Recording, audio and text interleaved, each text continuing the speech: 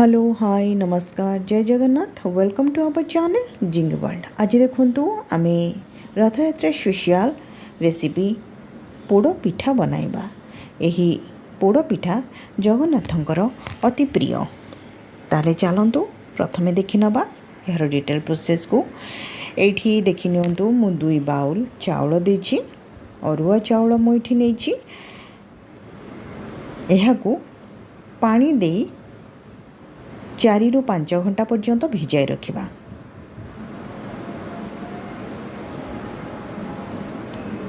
एबे यही चाउल को टिके देखि नबा।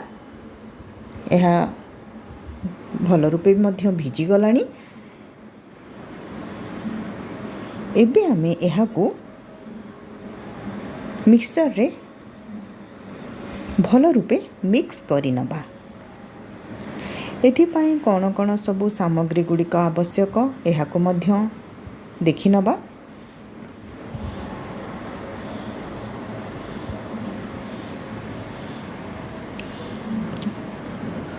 एबे एठी मु पोड़ पिठा प्रस्तुत करिबा पई सबू सामग्री गुड़िक नेछि। आपण चाहिले केवल मात्र नड़िया को व्यवहार करि परिबे, नहले यही सबू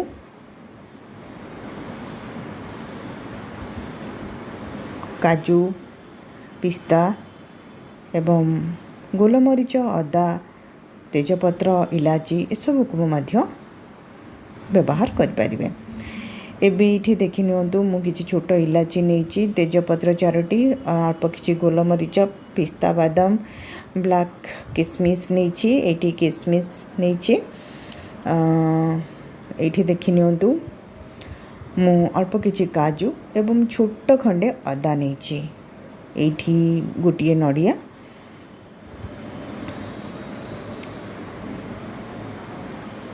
एठी एबे देखि नियंतु मु आधा केजी गुड़ नेछि। आपण जदि अधिक मीठा पसंद करूथांती ताले अधिक मीठा पकाइबे। एठी देसी घी नेछि। एठी मु देसी घी नेछि जहाँकि यही पोड़ पिठा को अधिक नरम करिवो एवं यार बास्ना बहुत भल आसीबो। एबे यही चाउलर गोटे मिक्स बनाई नउछि। एठी बेसी मध्य पानी देबेनी, काहेकि ना बेसी पानी देले यार बटर अधिक पानी होई जिवो। काहेकि ना आमे यही चाउलर बटा को जंतुणी तैयारी करिबा। जंतुणी तैयारी करिबा पई एठी मु गोटे बाउल पानी नउछि, कारण 2 बाउल चाउल पई गोटे बाउल पानी नेछि। एठी मोर पानी गरम हो जाइछि।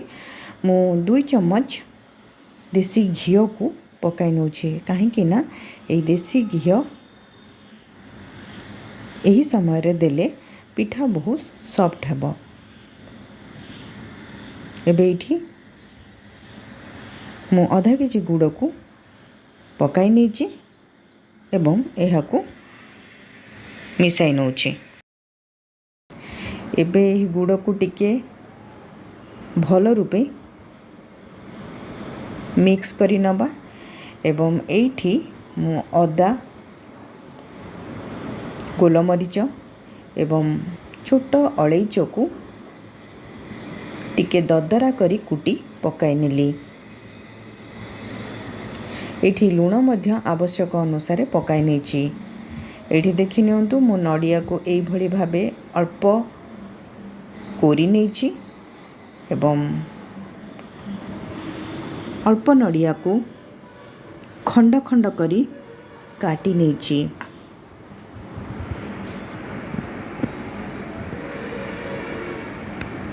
जहा फल कि यार स्वाद बहुत भल रहिबो। एबे एठी आमे पिस्ता बादाम, तेजपत्र, काजू किसमिस एसबू को पकाई नबा। ये मु अल्प किछि बादाम मध्य देइछि जहा फल कि यह बहुत भल लागिबो। आपण चाहिए केवल मात्र नड़िया पकाई मध्य करि परिबे।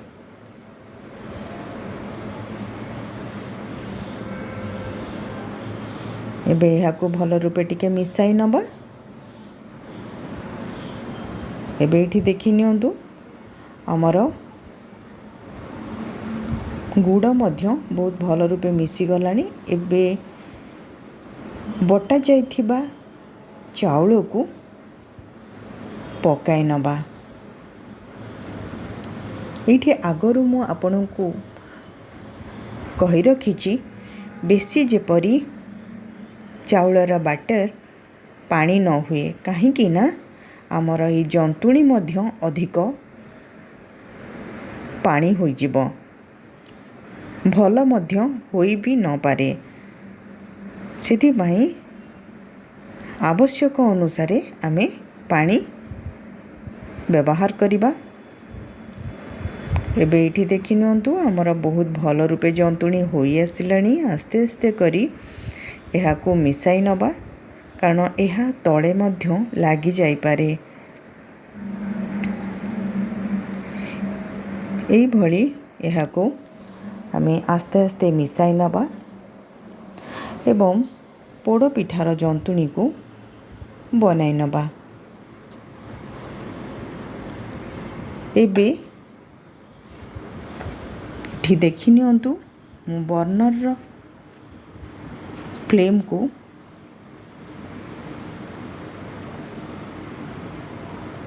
बहुत लो करी नेछि कारण आमर बहुत भल रूपे जंतुणी प्रिपेयर होई गलानी।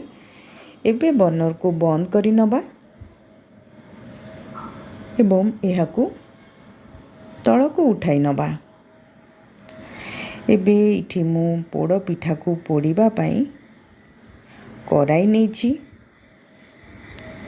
एवं एथिरे 2 चम्मच देसी घी पकाई नेछि कहीं ना ये देसी घी कराई रे देबा द्वारा